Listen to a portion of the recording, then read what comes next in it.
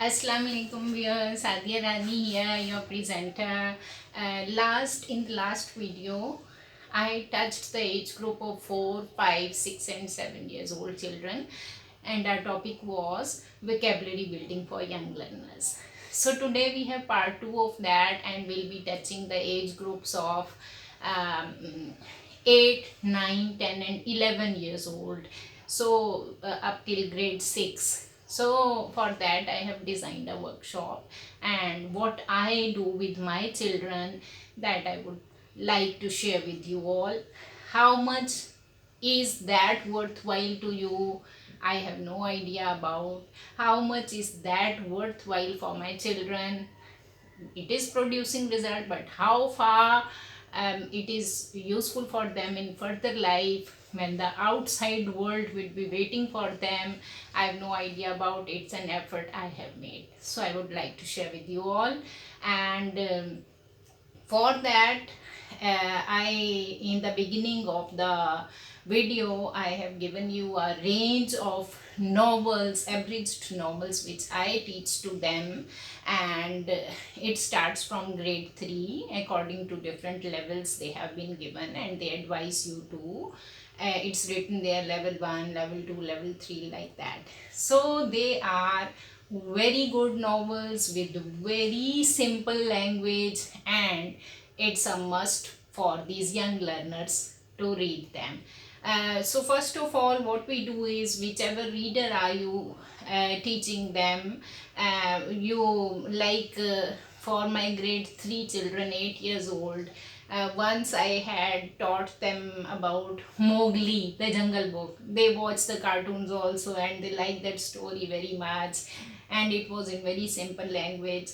And nowadays I'm doing with Wizard of Oz. Once I had chosen Alice in Wonderland also. So these are very good novels for these young learners, especially. They have very simple English and very understandable. So what I do is, first of all, I only read one paragraph to my child. Well, I don't go for too long a page for so young a child. I go for very short paragraph. I read it to him, and I characterize first. Whichever character do I find, I start highlighting that look, this is the main character, and the story took place here, like nowadays we are doing Wizard of Oz. In that, the story setting is a farmhouse. So I explain that to them, story setting, characterization. I read it to them, then we encircle the new words, and we encircle the phrases also. So I keep explaining to them, and then what we do is, I explain the meanings fully, um, to make them understand. I ask them certain questions also. I explain different sentences also, that this word can be used this way also and that way also. So it helps a lot. Then what I do is, that even for grade 3 children, I start asking the present and past verb of the given word.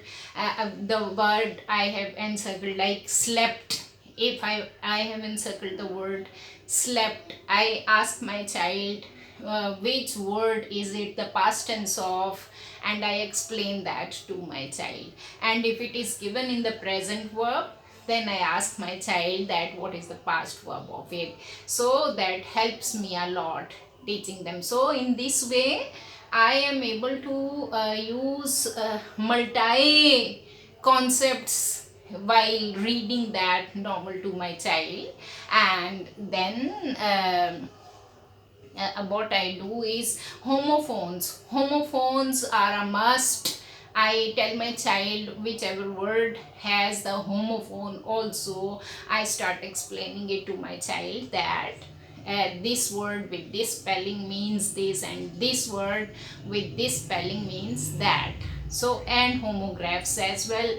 Sometimes I come across, not sometimes, many of the times I come across certain words which are homographs, which one word has multi meanings, so I explain them to my children. And viewers, I would like to tell you that it is not a one day story, that once you told the child and you next you are coming across the same phrases and same meanings and same homophones and so same homographs, and you are not re-explaining to them.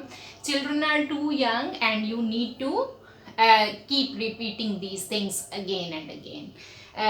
Most of the time, not most of the time, sometimes I explain the antonym also when I find that my children are unable to understand the meaning of certain word. Then I explain the antonym of it and the synonyms also. So while I am reading one paragraph to my child, reading skill is being developed, grammar concepts are being touched, antonym, synonym, homophone, homograph, present verb, past verb, so and verb itself. So this helps the child a lot in language development. Then next comes the turn of my slide is not opening, like just give me a minute, maybe I come across. And phrases, the phrases I circle are that must also help the child. This the stories, the range of stories I have given you in the beginning, you may have a look. I have noted down some of the name I would like to share with you. Treasure Island, Oliver Twist. Nowadays my children of grade 6 and 5 are reading Oliver Twist and they are enjoying it a lot. And Prince and the Pauper, Golden Touch and other stories, and that's how I go. Then what phrases I have circled are, these are very simple phrases. Do not intellectualize the language and do not try to intellectualize the things. Children are too young. We don't have to boast of that this big word I knew the meaning of. If a child is easily learning, that's okay, but go for the simple language. These such are the phrases I encircle and make my child use them in sentences also. Like a fat ugly man. In this way you are explaining the adjectives to the child and an adjective phrase to the child. Noun is given with that. Felt very tired. In this way you explain that felt very tired is the verb phrase, and it's very simple to remember and fit into the sentences. Tomorrow morning, for 1 week, held tightly, adverbial phrase. Moved ahead, as time passed, few hours later, and banging on the door, and continued their journey. Such are the phrases which help me a lot and my children a lot. So this is how I go. If you have better ideas, you come to the comment box and guide me also. How can I improvise myself and how can improvise my techniques. Thank you very much. God bless you.